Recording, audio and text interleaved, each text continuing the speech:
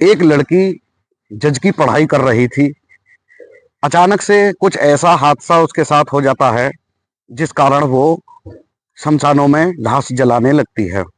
अलग अलग किस्म की लाशें अलग अलग जगह से लाश लाती और उन्हें जलाने का काम करने लगी।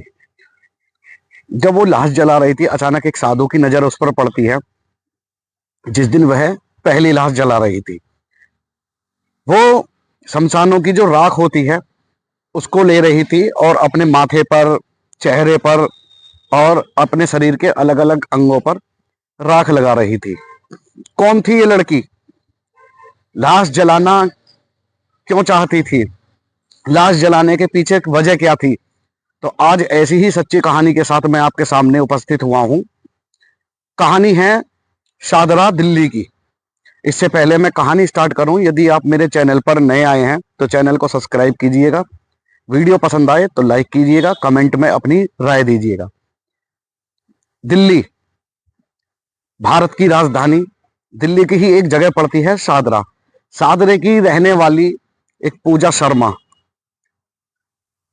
अपने भरे पूरे परिवार के साथ गुजर बसर कर रही थी। खुशियां थी, कोई गम नहीं था। परिवार में बड़ा भाई, माता पिता और पूजा। पूजा ने पोस्ट ग्रेजुएट किया और उसके बाद वो अलग अलग डिग्री लेकर जज की पढ़ाई कर रही थी, जज बनना चाहती थी। अचानक से एक दिन पूजा की मम्मी की मृत्यु हो जाती है। पूजा की मृत्यु के मम्मी की मृत्यु के बाद ठीक 2 साल बाद पूजा के जो भाई था उससे किसी का झगड़ा हो गया था। तो जो हमलावर थे उन्होंने पूजा के भाई को गोली मार दी और पूजा के भाई की मौके पर ही मृत्यु हो जाती है। जब पूजा के भाई की मृत्यु हो जाती है तो पूजा को जब पता चलता है तो पूजा बहुत रोने लगती है। उसे समझ में नहीं आ रहा था कि अब क्या होगा। परिवार का पहले माँ चली गई, अब भाई चला गया, किसने गोली मारी। पूजा के भाई की डेड बॉडी जब घर पर आती है तो उसे कांधा देने के लिए एक भी शख्स आगे नहीं आ रहा था। पूजा को यह बात बहुत झंझोर कर रख रही थी कि आखिरकार ऐसे जो इंसान हैं समाज में, उनका कोई ऐसा अधिकार नहीं बनता कि वो समाज में रह सकें, क्योंकि मेरा भाई यहाँ पर पड़ा है, उसकी डेड बॉडी यहाँ पर पड़ी है और कोई कांधा देने के लिए तैयार नहीं है। जब पूजा के पिताजी को इस बात का पता चलता है तो उन्हें पैरालाइज हो जाता है। पूजा अब अकेली रह जाती है, कमाने वाली भी, घर चलाने वाली भी। जैसे तैसे करके पूजा अपने भाई को, जिसकी हत्या कर दी गई थी, शमशान में लेकर जाती है। शमशान में ले जाने के बाद उसे शमशान में रख देती है। वहीं पर एक बाबा भोलेनाथ का मंदिर था, वह मंदिर में जाकर और माथा पकड़कर माथा बाबा भोलेनाथ के चरणों में रखकर रोने लगती है कि बाबा मुझे किस पापों की यहाँ पर सजा मिल रही है, और मैंने आज तक किसी के साथ कोई बुरा नहीं किया, लेकिन फिर भी मेरे परिवार के साथ और मेरे साथ ऐसा अन्याय क्यों। वहां से उठती है जहां पर लाशें जल रही थी, उसकी मट्टी लेकर, उसकी राख लेकर अपने शरीर पर मलने लगती है और एक तरीके से वो प्रण ले लेती है। जब राख लगा रही थी तो एक साधु जो वहां पर थे, जो वहां के पुजारी थे, वो इस चीज को देख रहे थे। तो उन्होंने उसकी एक वीडियो बनाकर सोशल मीडिया पर अपलोड कर दी, जो कि काफी ज्यादा वायरल भी हुई। अब पूजा जब राख, शमशानों की राख माथे पर मल रही थी तो वो प्रण ले रही थी कि मैं भविष्य में भी अब इसी शमशान में काम करूंगी, और जो ऐसी डेड बॉडियां होती हैं, ऐसी लाशें होती हैं जिनका कोई नहीं होता, जो सड़क पर पड़ी रहती है, जिनका कोई जानने वाला नहीं होता, माँ बाप नहीं होते या घर कुनवा नहीं होता, रिश्तेदार नहीं होते, मैं उनका अंतिम संस्कार विधि विधान से करूंगी। पूजा अलग अलग जगह से, अलग अलग हॉस्पिटलों से यहाँ पर लाशें लाती और बाकायदा लिखित रूप में प्रशासन से या पुलिस प्रशासन से लेती और उनका अंतिम संस्कार वो विधि विधान से वहां पर करती। यहीं तक नहीं, जिस भी बिरादरी का वह इंसान होता, उसी बिरादरी के नियमों के अनुसार वह उसका संस्कार करती, चाहे वो हिंदू हो, चाहे मुस्लिम हो, चाहे सिख हो, चाहे ईसाई हो। जैसी जिसकी जैसी बिरादरी वैसा ही अंतिम संस्कार। पूजा जज बनना चाहती थी, लेकिन जज का सपना उसका सपना ही रह गया। जब वह इस काम को करने लगी, पूजा ने अभी तक लगभग 5,000 लाशों का अंतिम संस्कार कर चुकी है। और आगे भी उसका ये कहना है कि मैं ऐसे ही इस काम को अंजाम देती रहूंगी। ये मेरा एक लक्ष्य है कि कोई भी ऐसी लाश ना हो जिसका कोई देखने वाला ना हो या अंतिम संस्कार वाला ना हो। उसका अंतिम संस्कार मेरे हाथों द्वारा किया जाएगा। पूजा से जब पूछा जाता है कि अंतिम संस्कार करने के लिए किस चीज का इस्तेमाल करती हैं आप, तो उसने इलेक्ट्रिक जो एक मशीन आती है उससे भी करती है। और जो इस लायक नहीं होते कि वो अपने जो परिवार का जो सदस्य है वहां पर जिसकी डेथ हुई है, वो परिवार के जो सदस्य हैं उनके पास पैसे नहीं हैं अंतिम संस्कार करने के लिए, तो उनका वो अंतिम संस्कार वैसे ही करती है जैसे घर वाले करवाना चाहते हैं। लकड़ियों के द्वारा भी करती है और इलेक्ट्रिक मशीन के द्वारा भी ये लड़की उनका अंतिम संस्कार करती है। पूजा से जब जानकारी करी तो जो उसने बताया कि जो लकड़ी से अंतिम संस्कार वो करती है उसमें 5 से 6 हजार रुपए तक का खर्चा आता है, जिसमें कि सामग्री होती है, लकड़ियां होती हैं, अलग अलग तरीके की जो सामग्री अंतिम संस्कार के लिए जरूरत होती है, तो वो चीज इकट्ठी होती है। और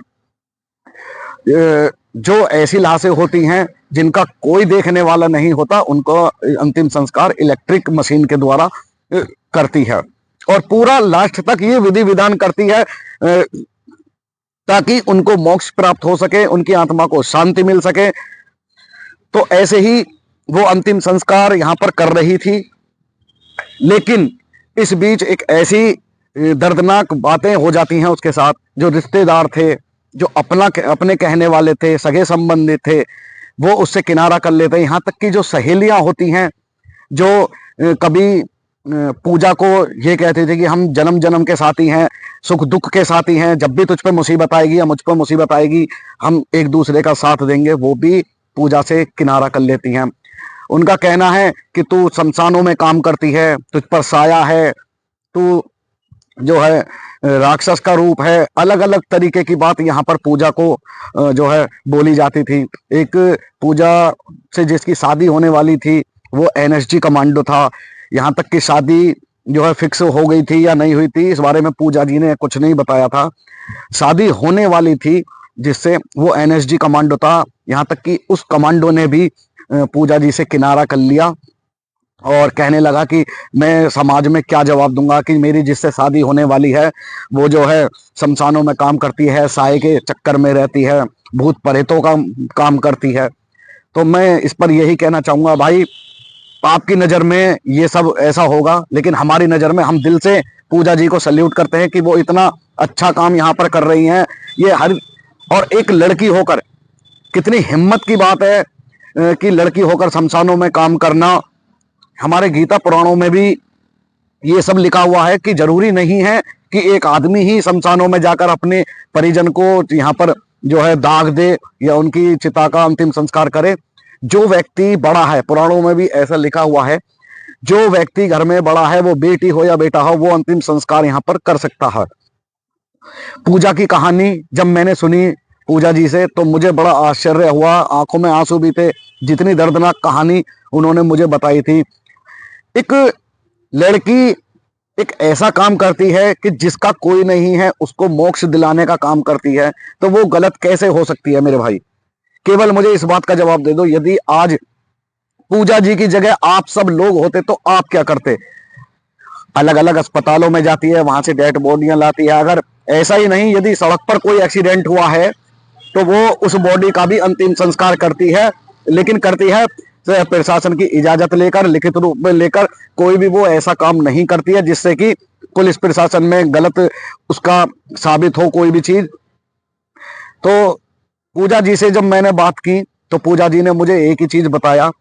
मैंने जब उनसे पूछा कि इन चीजों को करने के लिए जो ये आप अंतिम जो है संस्कार करती हो और 5,000 लाशों को आपने यहाँ पर जलाया है, उसके लिए आपके पास पैसा कहाँ से आता? तो उन्होंने कहा कि पुलिस वाले जो है, पुलिस प्रशासन यहाँ पर मेरी मदद बहुत करता है इस चीज को लेकर, और उन्होंने एक एनजीओ भी यहाँ पर बनाया हुआ है जिसके बारे में मैं आपको बताऊंगा, और एक नंबर भी मैं आपको यहाँ पर दूंगा, मोबाइल नंबर। आप चाहें तो पूजा जी की वहां पर 10, 20, 30, 40, 50 जितनी आपकी श्रद्धा हो उतनी यहाँ पर आप उनसे बात करके उनकी मदद कर सकते हैं। और मैं तो यही कहूंगा भाई, यदि आप अंतिम संस्कार में 4 पैसे भी लगा देते हैं किसी के में, तो आप वाकई बहुत नेक इंसान हैं, दरिया दिल इंसान हैं।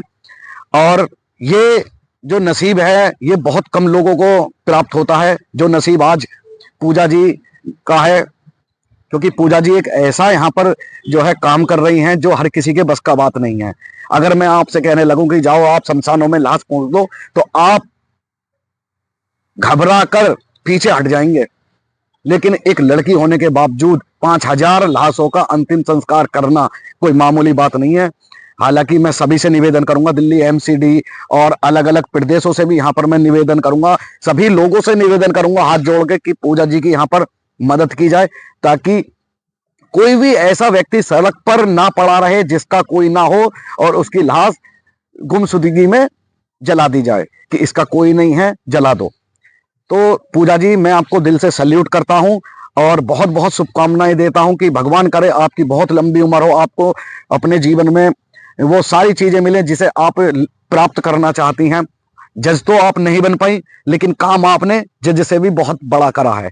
तो पूजा जी को मेरा दिल से सैल्यूट है। दोस्तों, आज की कहानी दिल्ली की सुपरस्टार, मैं कहूंगा कि अगर ये कहा जाए कि एक हीरो, इंडियन हीरो, तो ये गलत नहीं होगा। पूजा जी वाकई आप सुपरस्टार हो, मेरे लिए भी और इस देश के लिए भी। मैं आपको सलाम करता हूं, आगे भी आप ऐसे ही काम को करती रहिएगा। हम सब लोगों की दुआएं आपके साथ हैं, हम सब लोगों का विश्वास आपके साथ है। तो दोस्तों, आज की वीडियो आपको कैसी लगी? इस वीडियो को सुनाने का उद्देश्य किसी की भावनाओं को ठेस पहुंचाना नहीं है, आपको जागरूक करना है और केवल ये बताना है कि जैसे पूजा जी ने इतना नेक काम किया है, वैसे ही कहीं आपको ऐसा व्यक्ति मिल जाए उसकी मदद जरूर करें। और नंबर पूजा जी का मैं डिस्क्रिप्शन में जरूर दे दूंगा, आप उनसे एक बार बात करें। यदि आप मदद वाकई करना चाहते हैं तो आप डिस्क्रिप्शन में मैं पूजा जी का नंबर दे दूंगा, आप उनसे बात करके जैसी भी मदद हो उनकी मदद कीजिएगा। यहां तक कि मैं भी उनकी मदद करूंगा, क्योंकि भाई आपने ये सब सुना होगा कि जब हर किसी को, जिस जगह पूजा जी काम कर रही हैं, हर किसी को उस जगह जरूर जाना है। और ये जिंदगी का कड़वा सच है, कोई आदमी अमर नहीं रहा, सबको शमशान ही जाना है, लास्ट मंजिल शमशान ही है भाई। आपने ये भी देखा होगा, जब हमारे यहाँ किसी की मृत्यु हो जाती है, वो कोई भी धर्म का हो, हिंदू हो, मुस्लिम हो, सिख हो, ईसाई हो, जब भी उसकी जनाजे को लेकर जाते हैं, जब भी उसकी शव यात्रा को लेकर जाते हैं, दुकान पर बैठा हुआ भी आदमी, गाड़ी चलाता हुआ आदमी भी वहां पर रुक जाता है और 4 कदम ये कोशिश करता है कि मैं 4 कदम इसके साथ चल दूं। क्यों करता है? क्योंकि सभी को ये भी मालूम है कि तेरी भी मंजिल यही है जहां ये जा रहा है। इसलिए मेरे भाई आपसे गुजारिश है, पूजा जी की मदद जरूर करें और वीडियो पर लाइक जरूर करें। इस काम के लिए, पूजा जी के लिए लाइक जरूर करें और कमेंट में राय जरूर दें। तो मिलता हूं आपसे ऐसी ही एक सच्ची कहानी के साथ एक बार फिर। जब तक के लिए जय हिंद, जय भारत।